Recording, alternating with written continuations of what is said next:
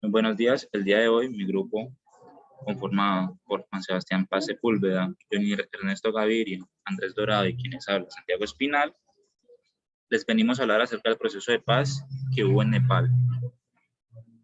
Bien, para entender un poco el proceso de paz que hubo en este país, debemos entender los antecedentes históricos que son objeto de esta materia. Como antecedente histórico, pues tenemos una guerra civil que duró una década en dicho país. Esta tuvo cabida entre el año de 1996 y el año 2006. Las fuerzas partícipes o las partes dentro de este proceso eran las fuerzas gubernamentales del Estado y los combatientes maoístas.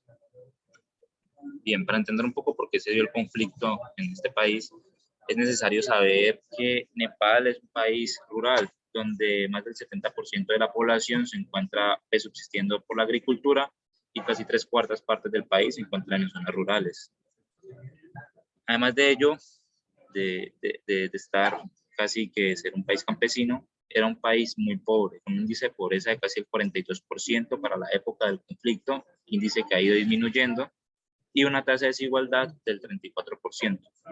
Esto, pues, obviamente, frente al inconformismo por parte de la sociedad y por parte de algunas corrientes políticas, pues lleva al estallido de una guerra civil, en la cual los maoístas buscaban una igualdad mediante la implementación de un Estado socialista.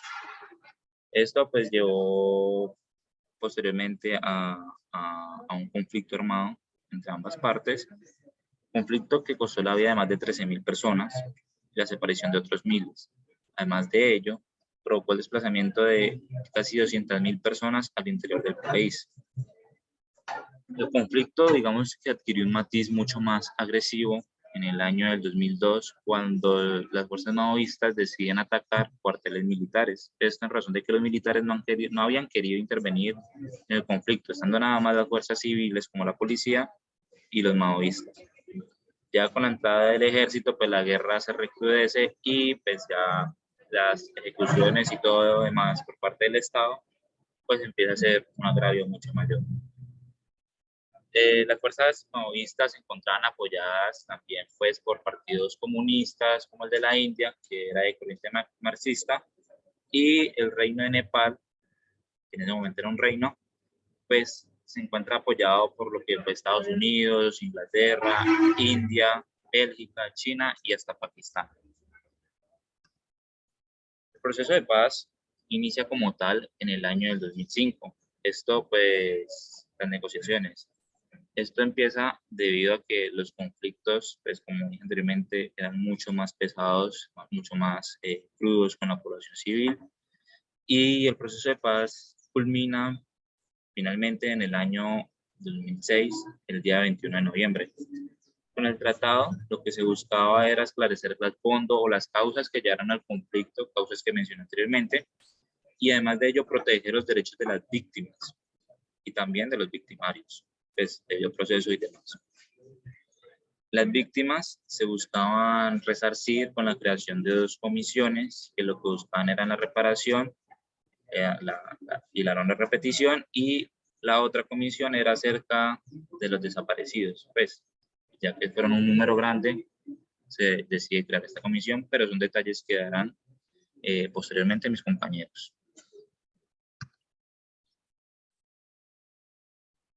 Bueno, este acuerdo se dio básicamente sobre 7 puntos, que era la implementación del Código de Conducta y los 12 acuerdos entre los 7 partidos, llevar a cabo las actividades de manera pacífica como compromiso del gobierno multipartidista, solicitar presencia de la ONU para supervisar el desarme, la gestión de armas de las Fuerzas Armadas y la observación de las elecciones de la Asamblea Constituyente, garantizar los derechos democráticos, construir un gobierno interino, proclamar fecha para la constituyente, catalogar estos como temas de importancia nacional y darlos a conocer a todos, garantizar que los derechos fundamentales del pueblo nepalí sean parte de la creación de la nueva constitución, reestructurar el Estado progresivamente para resolver problemas con las clases, razas, regiones y géneros a través de la constituyente.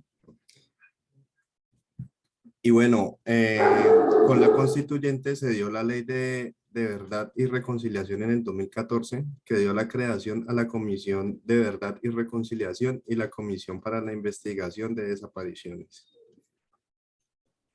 Retomando un poco sobre estas comisiones, cabe decir que la creación de estas fue un trabajo mancomunado entre el Parlamento de Nepal y una asamblea constituyente. Esta creación se dio mediante una ley donde se establece que cada comisión tendría 5 miembros. Pero estas comisiones tuvieron fuertes críticas y problemáticas en la aceptación de la sociedad. Fue así pues que en el 2015 la Corte atiende al llamado de muchas víctimas de este conflicto y declara inconstitucional las disposiciones sobre la amnistía, pues las víctimas decían que generaba una amplia impunidad y responsabilidad penal por parte de los victimarios.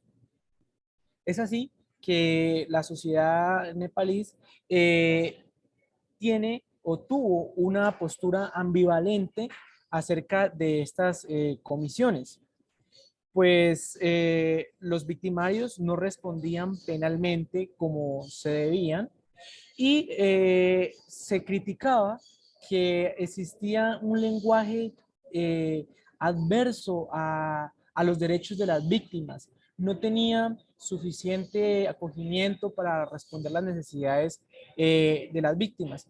Por otra parte, también las víctimas alegaron que para la creación de esta comisión de la verdad y reconciliación y la investigación de desaparecidos, no se tuvo en cuenta a las personas que habían vivido en carne propia este conflicto. Fue una creación aparte de sus posiciones, de sus creencias y de las mismas necesidades.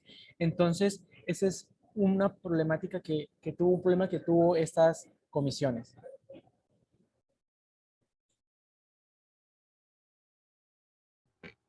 Ahora bien, hablando de los resultados que tuvo lugar el proceso de paz en Nepal, pues tenemos que resaltar respecto a las garantías de verdad, justicia, reparación y no repetición, pues que 5 años después de la firma de la paz, el gobierno de Nepal no hizo mucho respecto a las miles de ejecuciones extrajudiciales, torturas, desapariciones forzadas que fueron cometidas durante pues, la década del conflicto armado con los maoístas.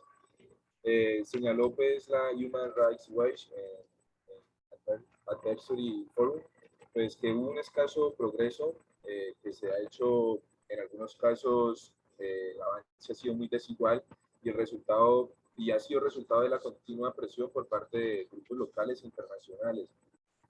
Y pues en la mayoría de casos la policía ni siquiera ha interrogado, como le decía el compañero pasada, no ha llevado a cabo el debido proceso y ni siquiera interrogado a los sospechosos, optando en lugar por investigaciones mediante envío de cartas, solicitando información al ejército o a la misma policía. En varios casos se ha visto pues que la Corte Suprema ha exhortado a autoridades relevantes que investiguen las denuncias, pero pues estas órdenes han sido en gran medida ignoradas. Por otro lado, pues en algunos casos, debido a la alta presión política que se ha ejercido como con protestas, algunas marchas, entre otras, pues las autoridades establecieron, como lo decía el compañero, un comité de investigación para calmar la situación. Sin embargo, los resultados de esta investigación pues no son siempre, son siempre inconsistentes y las autoridades no han hecho nada respecto a ninguna recomendación significativa. Pues esto altera gravemente las garantías antes mencionadas, pues en busca de justicia, las familias de las víctimas han enfrentado obstáculos en todo el camino. Aún se han visto, digamos, después de la firma del proceso de paz, ejecuciones extrajudiciales por parte de los militares en casos que pueden dejar la impunidad aún más acrecentada.